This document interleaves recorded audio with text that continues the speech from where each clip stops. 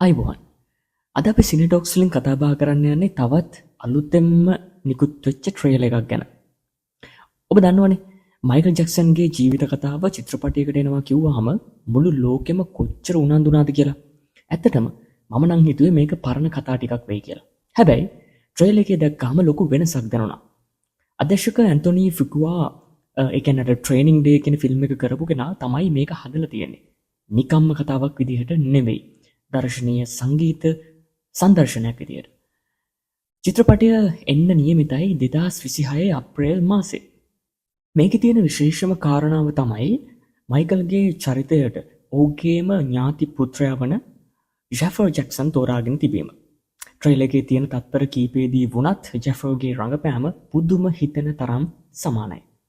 ඔහු ඇවිදින විදිය, බූන් වෝක් එක දාන විදිය, බිල්ජීන් ගීතයේ තොප්පිය ඇල කරන අයිකොනික් ලුක් එක ඔක්කොම හරියටම කරලා තියෙනවා.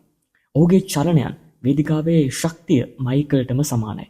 මේ නිසාම රසිකයෝ හිතනවා මේ චිත්‍රපටයේ මයිකල්ගේ කලාව සහ දක්ෂතා ගැන කතා කරන හොඳම චිත්‍රපටය වෙයි කියලා.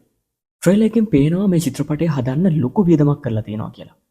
විශාල ප්‍රසංග වේදිකා සහ පැරණි සංගීත වීඩියෝ වල දර්ශන එලෙසම ප්‍රතිනිර්මාණය කරලා තියෙනවා. නන්විලි කණ්ඩායමත් ලොකුයි.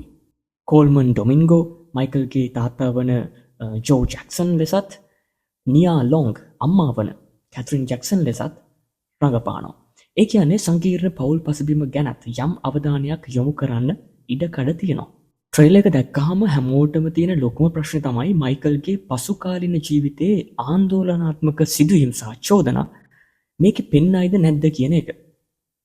ටීසර් එකේ නම් ඒ ගැන කිසිම ගයක් නැහැ. ඒත් ඒක පුදුම සහගතයි.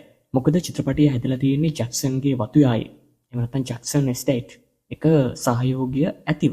මේ නිසා මයිකල්ගේ දියණිය වන පැරිස් ජැක්සන් පවා මේ චිත්‍රපටය සීනිතවරු එකක් වෙයි කියලා විවේචනය කරලා තියෙනවා. ඒ කියන්නේ සමහර විට චිත්‍රපටය ඔහුගේ කලාත්මක ජීවිතය උත්කර්ෂයට නැංවීමට පමණක් සීමා වෙන්නත් පුළුවන්.